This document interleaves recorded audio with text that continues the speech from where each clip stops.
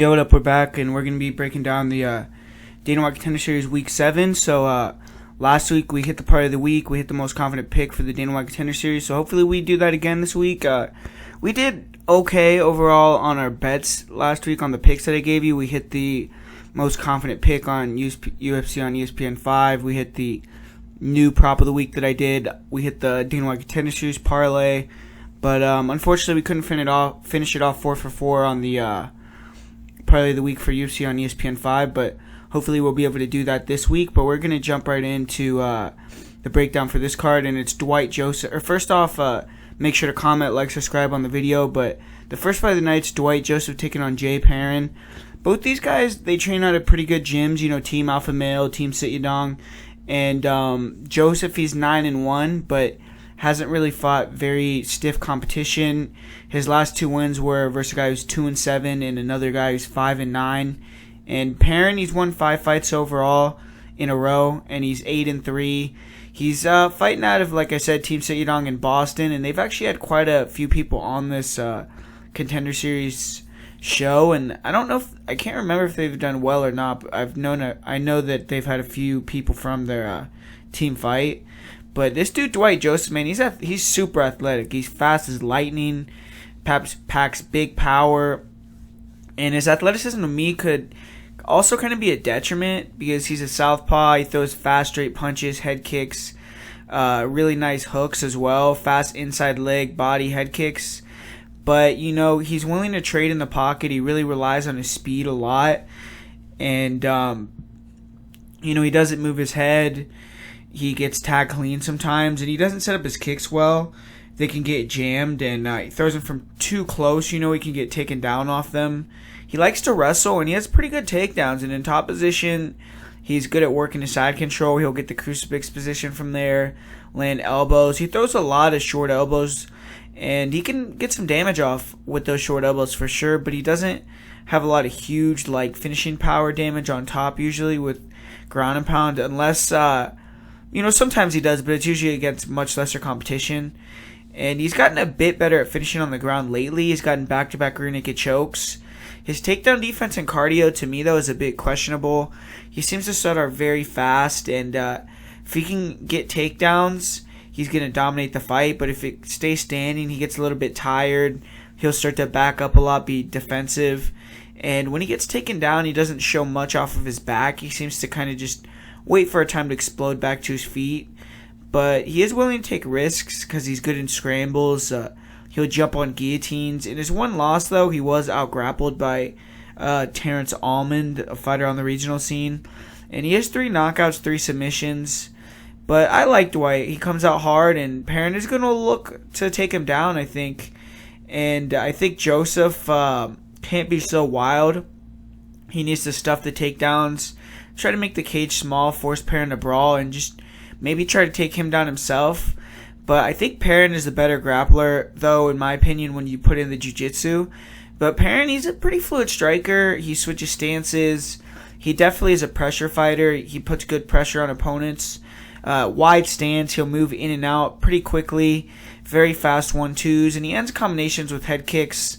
He has a really nice left hook, right uppercut combination. And overall, his hands are pretty fast, pretty fluid. He will switch stances and even switch stances mid-combination, kind of give a new angle. He's good at ducking under for doubles, body locks, once he's established his striking as well. And he's flashy at times. He'll throw jumping knees, spinning shots. He can get wild as well, just exchanging the pocket. Definitely has a good chin, but he relies on it sometimes, which against a guy like Joseph, who's very explosive, it's hard. Probably not the smartest thing to do here. But he's very good against the cage. He has good body work in close range, very nice elbows and knees in the clinch when he can, get fighters there. And he's relentless with takedowns against the fence, nice doubles, control on top, and control just on the legs and the clinch. He looks good at defending takedowns. I see him having success going forward, working against the fence in this fight if he can get it there. If he is to win, I think a big part of that will be establishing the takedowns against the cage. And, slowing down Dwight, maybe even breaking him. He is solid in top position. He has good control. He wins a lot of wrestling scrambles, and he has good cardio.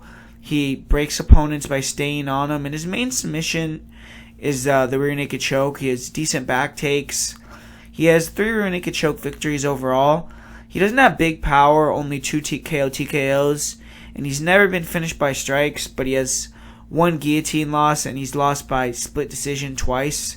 He has won 5 fights in a row. He looks much improved, and I'm going to go with Perrin to win the fight. I think he's more polished.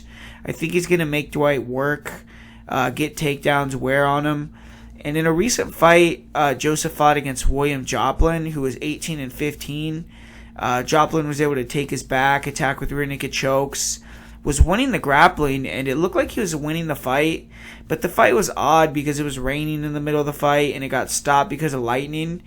And, it looked like William was mad. He was like, this dude's breaking, and Joseph looked a little bit relieved to get out of there and get the no contest. So I just think Perrin, if he pushes the pace, he's going to win this fight. Just, can't get clipped with anything big, can't get taken down and beat up on the ground, because in top position, Joseph is definitely good, and he's a big athletic dude, man. So, he's a good fighter for sure, but I'm going to say 3rd round rear naked choke by Jay Perrin for me here. And up next here, we have a pretty interesting fight because it pits a guy who has a lot of experience against someone who's a pretty touted prospect here, and it's Taylor Johnson taking on Andre Munoz.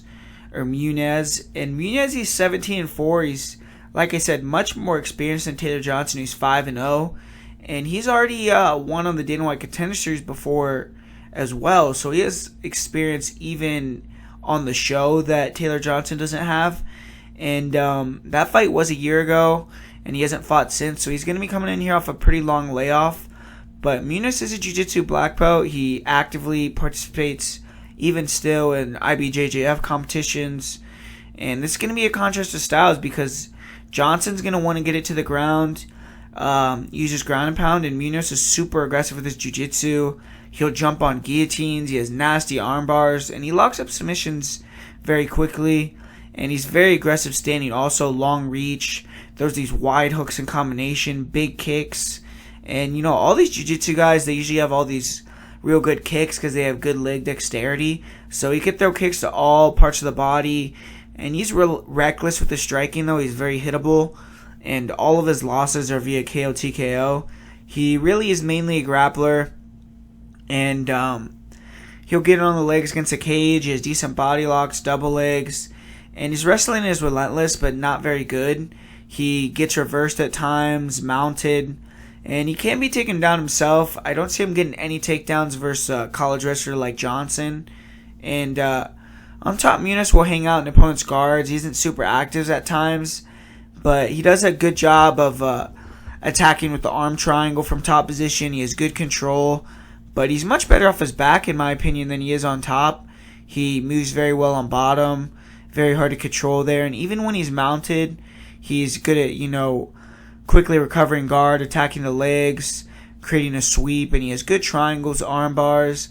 He'll jump on guillotines in the clinch, and he's always hunting for the submission. He has 11 submissions, never been submitted in his career. I'm pretty sure he's a black belt, and he has 4 knockouts, hits pretty hard, and it's going to be submission or bust here for Munoz, though. I don't think he could stuff and win the striking. I don't think he's going to be able to control on top. He has to catch a submission off of his back or sweep, KO, submit from top position. For Johnson, he's 5-0, 5 finishes. He's a 2-time All-American wrestler in college, and he's used grappling to dominate all his fights so far. He's won all 5 fights by knockout, 4 by ground and pound, and his last 4 wins have come within 3 minutes of the first round. He's been, running through guys. He hasn't shown much of his striking really whatsoever. From what I've seen, he just uses jab, some overhands, a wild shot to close the distance, get in on the legs, get takedowns, and he's very physical. He'll manhandle opponents. He'll use punches to get in the chest, get double underhooks, get those body lock trips. Good at using the takedowns to land directly in the mount, and you'll finish the fight shortly after if he does that. Multiple finishes in less than 2 minutes. In this match, I don't think it's going to be that easy when he gets to the ground. But in his last fight, he showed some variety in his takedowns. Landed a single, and when his opponent scrambled back up, stayed connected, landed a suplex. and he wastes no time when he's on top. He's been very efficient moving him out, keeping it there. He has excellent control. And when he postures up, man, his ground and pound is beastly. He just needs a couple shots from out to get opponents to start turning, giving up. And he'll take the back, flatten him out, finish with ground and pound there as well. His first career fight went to the second round, but I couldn't find it. And the fights I've seen, they've all basically ended very quickly with no standing exchanges, really. His last 3 fights, he's gotten a takedown within the first minute, finished it shortly after. 4 of his 5 fights have been in LFA, and his last 2 have been against pretty decent competition, against a guy who's 5-2, another guy who's 2-0. That's definitely not 17-4 though.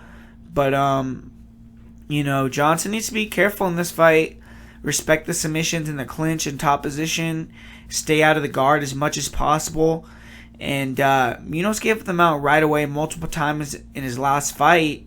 And it seems like he likes to do that to try to create scrambles or sweeps. But, Johnson, when he gets the mount, he has great control. And if he can take the mount and control there, win, and posture up, he could finish there for sure. And I think he's going to be the stronger fighter.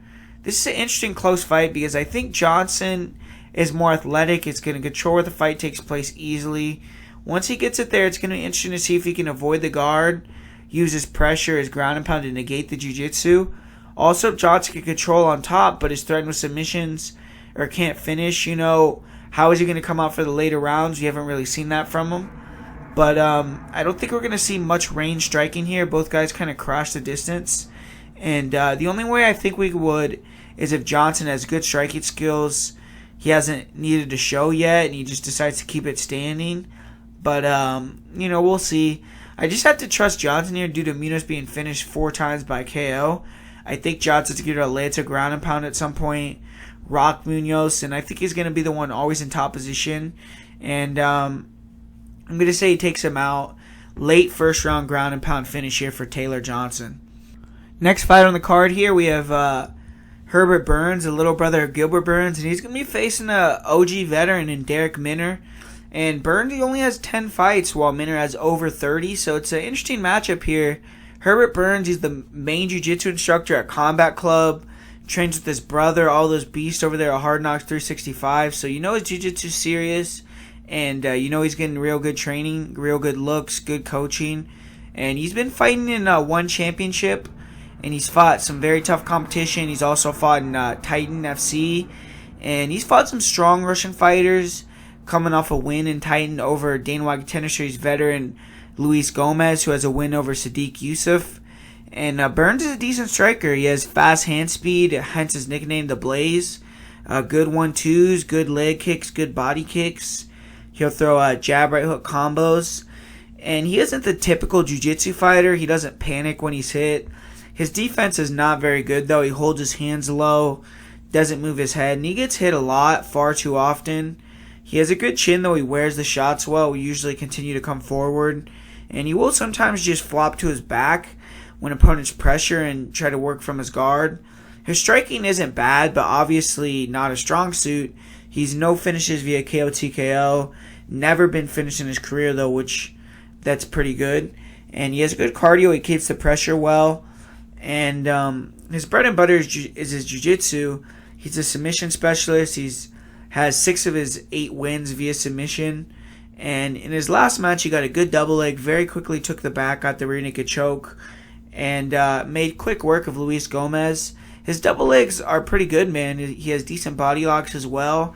His wrestling, I wouldn't say it's elite, but when he gets top position, you'll usually control on top for the remainder of the round or finish the fight. And his main objective in top position is take the back at the rear naked choke. 5 rear naked choke finishes in his 6 submission wins. 1 triangle armbar as well. He's very comfortable off his back. He'll control posture in his guard. Doesn't take much damage at all on the mat, really, but in one of his losses I saw in one championship, he didn't get the submission, was a little bit too complacent on his back, was controlled from top position, and got grinded out, lost the decision there.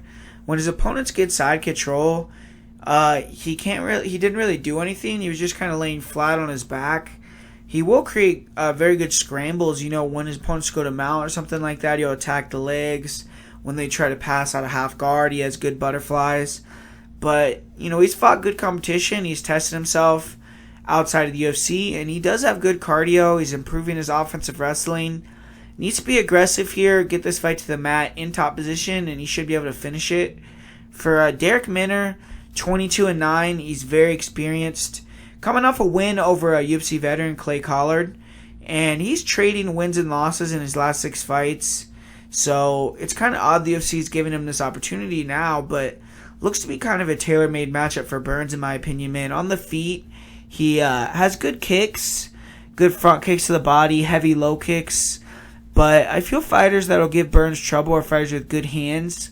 Minner's hands, to me, are worse than Burns's. He's extremely wild. He just throws crazy looping shots. He has a questionable chin also, but he's very tough. You have to put him out to stop from coming, but I have seen him drop by small guys like Chico Camus, who's fought at 125. And, his game is just try to get inside, get takedowns, and grapple, but his grappling isn't on the same level as Herbert Burns. His, he does have a nice guillotine, but the likelihood of him submitting Burns is slim to none. But he likes to get in on the legs, get doubles against the cage, decent ground and pound, good back takes. Overall, though, I have seen him get swept. He gives up his back. His cardio isn't the best. And I've seen him, out-grappled and broken. And Minner is a respectable veteran, but it looks like he's being brought in to lose here. He's a good grappler with average striking. He's facing an elite grappler with better striking than him. And Minner needs to, throw hard, try to land a big shot, and, take Burns out or get top position and just try to pound him out with ground and pound. But, I feel if he does even take top position, he's eventually going to get swept. Minner does have 18 submissions, though, mostly rear naked chokes and guillotines, and only has 1 career knockout. But, those 18 submissions have to be respected. He has been submitted 6 times in his career, finished by strikes twice, and 28 of his 31 fights have been finished before the scorecards. In this fight, I just think Minner's going to be on the wrong end of the finish. I think Burns is going to be able to use the double leg or catch a kick, get the takedown, find a submission. Minner's tough, but Burns is just better in my opinion. I'm going to see second round rear naked choke for Herbert Burns here. Up next year, we have a pretty good fight. We have, Marilla Santos, Marilla Chocolate taking on Lucrezia Rhea. And Lucrezia Rhea, she's a fighter out of Italy. She's making her first trip to the United States to fight here. And she's going to be taking on a Brazilian fighter in Marilla Santos, who's more experienced. And she's already fought in North America. She's fought in Mexico. She's fought in China. She's fought in a lot of places. So she's used to traveling to fight. She's definitely more experienced in, coming over to different places and fighting. And she's already fought some well-known names like Weili Zhang, Mayra Buena Silva. But most of the fighters she's defeated, especially lately, have been pretty low level. But Santos is not bad, man. She's very aggressive, down to scrap. She'll stick in the pocket, wing bombs, heavy power on her hooks, her straight punches, nice kicks to the legs, to the body, to the head, good knees in the clinch. And on the feet, she's going to be a problem for a lot of girls just because of her aggression and her power. She is hittable, but she's a great chin, a lot of heart. She had a war with Weili Zhang, who's obviously fighting for the title pretty soon. She dropped her. She rocked her on the feet. And she was hit with some bombs herself, but she stayed in the pocket. Definitely hurt Zhang more than Zhang hurt her on the feet. And if fighters pressure her, though, she can struggle to fight off her back foot. She kind of just backs up to the cage and then just trades with opponents to back them off. But she has solid takedowns. She has good doubles, good body locks. On top, she likes to take the back. And she does have a nice mount. She'll set up arm triangles well from there. Her ground and pound is pretty good as well, but she can be taken down herself. She's questionable with her defense off her back. She has a brown belt in jiu-jitsu, and she has a pretty good defensive guard. But Weili Zhang was able to pass her guard, moved him out, finished with ground and pound pretty quickly. But I think Santos' aggressiveness is going to overwhelm a lot of girls. Santos has 2 TKOs, and she has been TKO'd in her 2 losses. But she has 3 submissions as well, and she's 5-0 in decisions. For Rhea, she's super wild on the feet also. seems a bit more measured than Santos maybe, but Santos definitely has better striking. Rio has an okay right hook moving backwards, okay body kicks, but really your game is just to run forward, spam 1-2s, hook combinations, grab a hold of opponents, and she gets tagged generally in the pocket. She doesn't move her head or feint very much, and I feel the leg kicks of Santos are going to be extremely effective here because Rio is flat-footed, she's slow, and she got dropped by Mara Romero Barella on the feet. I just see her being outmatched standing. She is strong in the clinch, she looks physical, and in top position, first low-level competition, she's been able to finish fights. She gets all her takedowns in the clinch. She looks like she has a judo base. She'll attack arm bars from mount, from side control, which are low percentage, but she's good at them. And she does have a nice guillotine. She finished all 7 of her wins by submission, and she has been fighting at, 135 as well, while Silva's fought at 115, so she's probably going to be a little bit bigger in this matchup for sure. And she can't be taken down herself, though. She isn't very good off her back from what I saw. She was finished quickly by submission against Barella, and she has been TKO'd as well once in her career. And I think that Santos should take this fight. She should use her footwork, leg kicks, blitz in with her shots, and just take Rhea out. I think she has more offense in the clinch with her knees or elbows. She has good takedowns herself, and in this fight, I think she's going to win unless just the size and physicality of Rhea is too much and she can take her down and lay on her. But I'm going to say Santos will be a second round KO TKO here. And up next here we have the main event. We have Omar Morales taking on Harvey Park. And in this matchup, it's the LFA champion Harvey Park taking on the undefeated prospect here at Omar. And both fighters are 33, so most likely, they need a contract now to start chasing the UFC belt. And Morales, he hasn't fought very good competition. He's coming in off an impressive first round knockout at Bellator 204, but that's the best fighter he's ever fought, and he was only 3-0, so he really hasn't fought, the who's who, very, very good fighters, and Park is much more experienced. Morales has also fought very infrequently. He went pro in 2011. He only has 7 total fights. He's only fought 1 time in the last 3 years, and Harvey Park, he's been fighting strong competition. His last 6 fights, he's, fought very good fighters. And he's finished his last 2 fights in the first round. But it's hard to find a lot of footage on Morales. From what I've seen, he looks physical, he looks athletic, and he likes to throw head kicks. His hands are okay. They looked a lot better in this Bellator fight. But he still seems a little bit hittable to me. But I have seen him battle through adversity. I've seen him get hit with a clean head kick against Jesus Rodriguez, and then when Rodriguez got on top, Morales finished with an armbar. But his last fight, his movement looked better. He threw a couple jabs, a couple 1-2s, and the head kick he landed was very nice. He finished off with a nasty flurry of punches, and he looks to be solid on the ground also. But it's very hard to say how his wrestling is. Really, how anything is, to be honest, because the only footage available of him after 2012 was less than a minute of fighting. And Morales has finished 6 of his 7 fights, 1 KO, 5 submissions.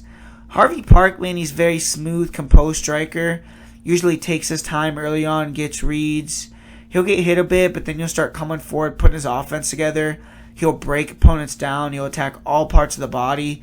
Nasty leg kicks. Really good front kicks to the body, really good round kicks as well.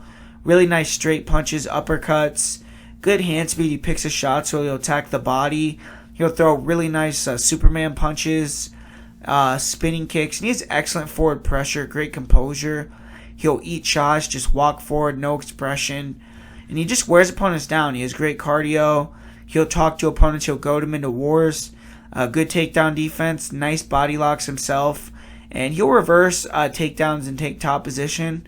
Very good in top position. He finished his last opponent with brutal elbows and half guard. He's the much more experienced fighter here. And if this fight gets to the later rounds, I think Park's going to have a big advantage. Park has big power. He has 7 knockouts. He has been finished once by strikes.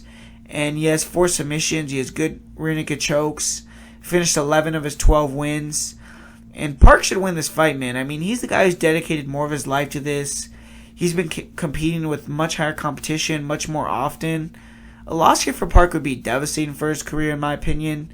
Park needs to come into this fight, chop the legs of Morales, walk him down, put his combinations together, push this guy against the cage, don't give him any confidence, and just wear on him, beat him up. And I just feel he's the better fighter here. I will say Park takes up Morales via second round KO TKO here. And, yeah, so I'm going to go with Harvey Park in this fight.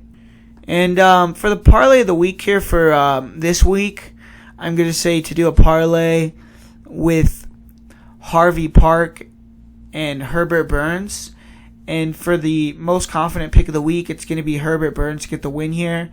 And I actually do feel, though, that, Taylor Johnson should get the win. I just don't trust putting him in a parlay against a guy who's so much more experienced than him, but I think he should win this fight. I think Santos should definitely win as well.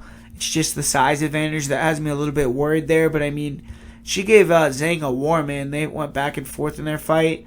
And Dwight Joseph versus Jay Perrin, I think that's the closest fight on the card here, but I think Perrin has just fought the better fighters, a little bit more experienced now, a little bit more polished, even though I feel like Dwight Joseph definitely has the much higher upside, and I think Dwight Joseph will be back and, be a force potentially, but I just think not right now. I think Perrin's going to get it done, and that's, I think, going to be the closest odds on the card, probably, and maybe Perrin will even be an underdog, but we're going to have to wait and see. Last time I thought Daniel Rodriguez was going to be an underdog, and he was a big favorite, so, yeah, but, yes, that's going to be the breakdown for this week. Gonna be dropping the, ESPN Plus 14 Shevchenko versus Carmouche video tomorrow, so be on the lookout for that one. And, make sure to comment, like, subscribe. Tell me what you guys think about this week's Dana White Contender Series. I think it's a good week. Who your picks are, and, if you did good last week, and who you're picking for tomorrow. So, yeah, let me know all that, and hopefully we can have fun watching these fights and win some money here.